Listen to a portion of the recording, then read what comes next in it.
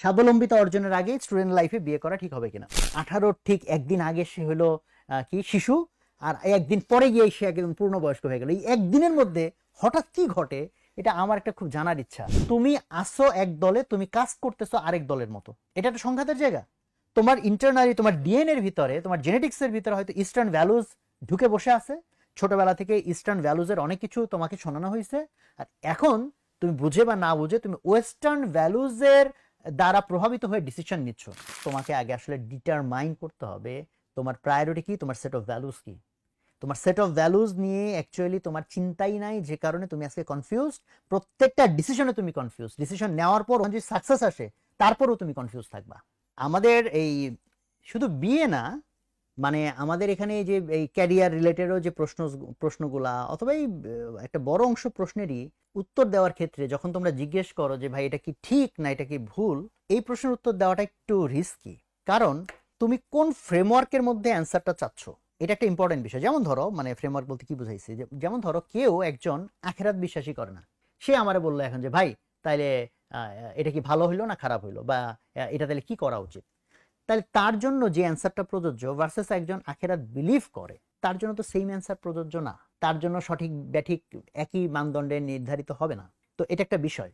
ফলে বিয়ে ব্যাপারটা এইটা কতটুকু ইম্পর্টেন্ট, এইটা আমাকে আগে বুঝতে হবে যে এই প্রশ্ন আমি কোন ফ্রেমওয়ার্কে বসে থেকে অ্যান্সার বের করার চেষ্টা করতেছি।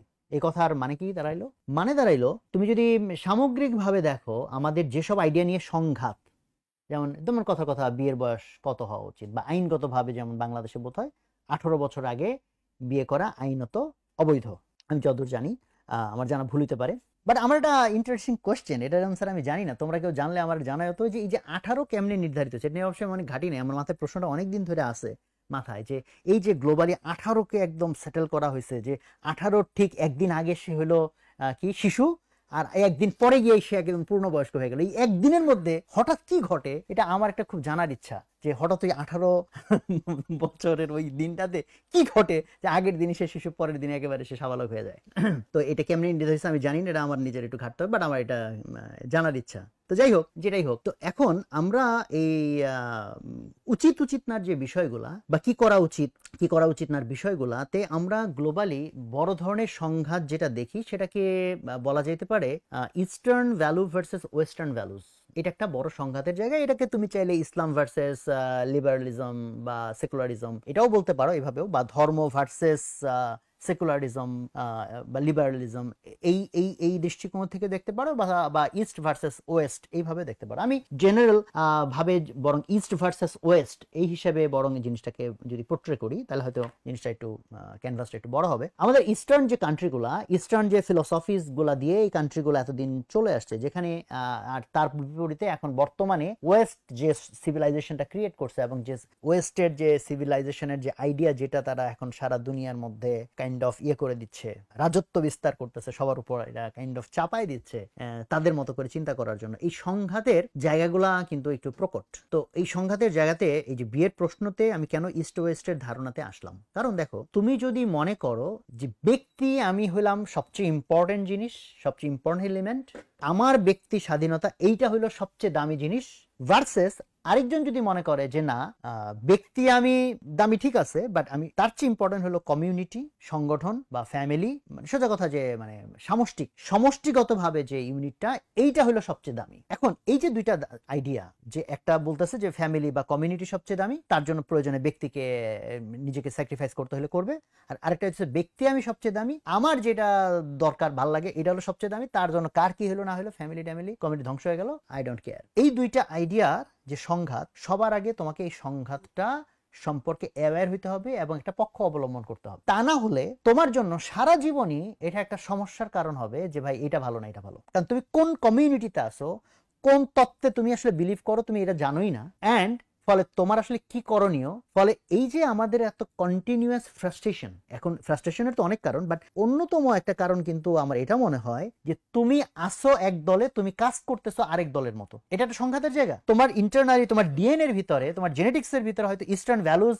ঢুকে বসে আছে। ছোটবেলা থেকে ইস্টার্ন ভ্যালুজের অনেক কিছু তোমাকে শোনানো হয়েছে, আর এখন তুমি বুঝে বা না বুঝে তুমি ওয়েস্টার্ন ভ্যালুজের দ্বারা প্রভাবিত হয়ে ডিসিশন নিচ্ছ। ফলে ইন্টারনালি তোমার ভিতরে একটা সংঘাত তৈরি হচ্ছে, কারণ ইস্টার্ন আইডিয়া তোমাকে বলতেছে একরকম, ওয়েস্টার্ন আইডিয়া বলতেছে আরেক রকম। ফর এক্সাম্পল ধরো বাবা মাকে তুমি কি দৃষ্টিতে দেখবা? তো বাংলাদেশের ইস্টার্ন কালচারে, মানে শুধু বাংলাদেশে না, টোটাল ইস্টার্ন কালচার, সমস্ত ইস্টার্ন কালচারে, লাইক তুমি যদি সমস্ত রিলিজিয়ান, শুধু ইসলাম কেন, সমস্ত রিলিজিয়নের জায়গা থেকেও তুমি যদি লিসন গুলাতে যাও বা রিলিজিয়াস বাদে ইস্টার্ন যে আমরা মানে সোসাইটি এখানকার যদি আইডিয়াতে যাও, দেখবা বাবা মা একটা অনেক ইম্পর্টেন্ট এলিমেন্ট, ইম্পর্টেন্ট একটা আইডিয়া যে বাবা মাকে যে সেবা করতে হবে, তাদেরকে কেয়ার করতে হবে। বাট ওয়েস্টে এটা এমন ইম্পর্টেন্ট কোনো আইডিয়া না। ওয়েস্টে ইভেন মানুষ ছেলে মেয়ে 18+ হয়ে গেলে মোস্ট অফ দ্য টাইম বাপ মার সাথে থাকে না, আরো কিছু গেলে মোস্ট অফ দ্য টাইম বাবা মার সাথে যোগাযোগ নেই, এবং হাজার হাজার বাবা মা আছে যে মারা গেছে, ছেলে জানেও না, কানেকশনও নাই, মারা। এই কিছুদিন আগে একটা রিপোর্টে আমরা দেখলাম জাপানে কত 4000 না কতজন প্যারেন্টস মারা গেছে, 2 মাস না 3 মাস পরে লাশ আবিষ্কার হয়েছে। আর কত হাজার যেন প্যারেন্টস এইভাবে মারা গেছে যে কেউ জানে না। এখন এটাকে আমরা কোন দৃষ্টিতে দেখবো? সো এখন দেখার দৃষ্টিভঙ্গি দেখো ডিপেন্ড করতেছে যে ওয়েস্টে ঘটনা অনেক বেশি ঘটতেছে, ইস্টেও এখন ঘটা শুরু করছে, কারণ আমরা ইস্টও এখন আমাদের ভ্যালুসকে ফেলে দিয়ে আমরা ওয়েস্টের ভ্যালুর দিকে ছুটতেছি। ফলে আমি ব্যক্তি যখন সবচেয়ে ইম্পর্টেন্ট, আমার বাবা মার কি হইলো, ফ্যামিলির কি হইলো, who cares?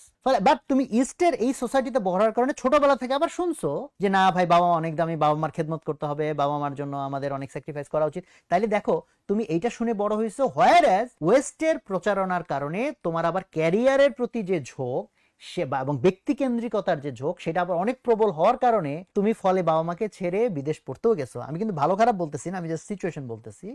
ফলে এখন তাইলে তুমি ইস্ট আর ওয়েস্টের মারামারিতে ওয়েস্টের দিকে ঝুঁকে গেছো। ঝুঁকে যাওয়ার পর তুমি আবার ইস্টকে ছেড়েও দিতে পারো নাই।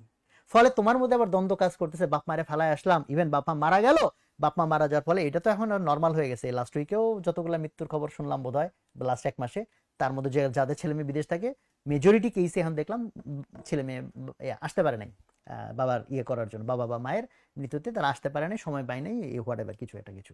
তাহলে এখন দেখো তোমার দ্বন্দ্বটা তৈরি হয়ে যাচ্ছে। তুমি যদি কমপ্লিটলি ওয়েস্টের মডেলে বড় হইতা, যেখানে ছোটবেলা থেকে যে বাপ মা বললে মরছে, এটার এমন কি ইস্যু, আমি আমার মতো আছি আমার মতো নিয়ে, তাহলে তোমার দ্বন্দ্ব হয়তো অত বেশি না। বাট আমরা যারা এই ইস্টে বসবাস করে ওয়েস্টের দিকে ঝুঁকে গেছি, আমাদের দ্বন্দ্ব আরো বেশি হয়ে গেছে, কারণ আমি ইস্টেও কিছু ধারণ করে বসে আছি আর ওয়েস্টের দিকে ঝুঁকে গেছি। ফলে আমি বাপ মাকে মানে একেবারে ছেড়েও দিতে পারতেছি না, আবার বাপ মারে আমি ধরতেও পারতেছি না। তো আমি বেসিক সংঘাতটা এই জন্য বোঝানোর চেষ্টা করলাম। ফলে তুমি যখন বিয়ের প্রশ্নটা আনছো, তাহলে তোমাকে আগে বুঝতে হবে তুমি কোন ক্যাম্পে, তুমি আসলে কোন ক্যাম্পে বসে থেকে চিন্তা করতে চাও, ইস্টার্ন ক্যাম্প না ওয়েস্টার্ন ক্যাম্প। কারণ যদি ওয়েস্টার্ন ক্যাম্প হয় তাহলে কিন্তু জিনিসটা একরকম, ওয়েস্টের চিন্তাধারা একরকম, সেই অনুসারে কি করণীয় সেটা একরকম বের হবে, অ্যান্সার বের হবে।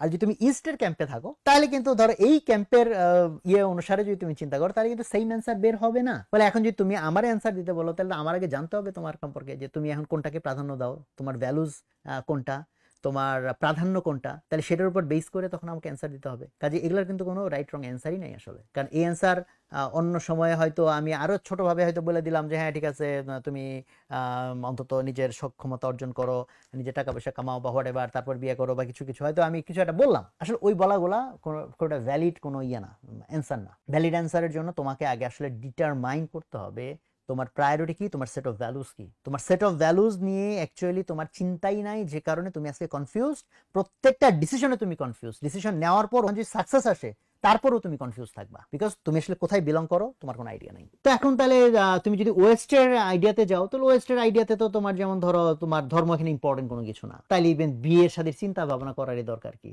এই পৃথিবীর মধ্যে এখন এমন প্রচুর বাচ্চা আছে যার বাপ মায়ের বিয়ে হয় নাই। তো ওয়েস্টে তো এটা খুব নর্মাল, বিয়ে হয়ে গেছে, 4-5টা বাচ্চা হয়েছে, বিয়ে শাদী করে নাই।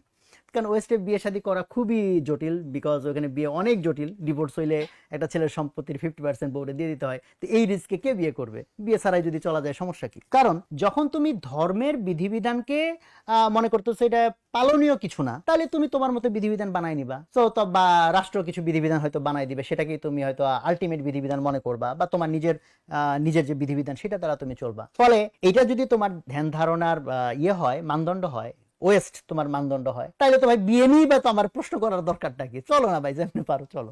কাজে এই জন্য আমি এটা কেন করলাম, তোমাকে সচেতন করার জন্য, যে তুমি বিয়ের কথা জিজ্ঞেস করছো মানে আমি ধরে নিচ্ছি তুমি ইস্ট ক্যাম্পের লোক, ইস্টার্ন ভ্যালুস দিয়ে তুমি চলো, বা রিলিজিয়াস ভ্যালু দিয়ে তুমি চলো। বাট রিলিজিয়াস ভ্যালু দিয়ে তুমি যদি চলো, বাট তুমি চিন্তার ক্ষেত্রে যদি আবার ওয়েস্টের ওদের দ্বারা অনেক বেশি প্রভাবিত হও, তখন হচ্ছে গ্যাঞ্জামটা লাগে। বুঝতে পারছি কিনা? আমি হয়তো স্পেসিফিক অ্যান্সার দিব না, আমি তোমাকে শুধু গ্রাউন্ডটা প্রিপেয়ার করে দিতেছি।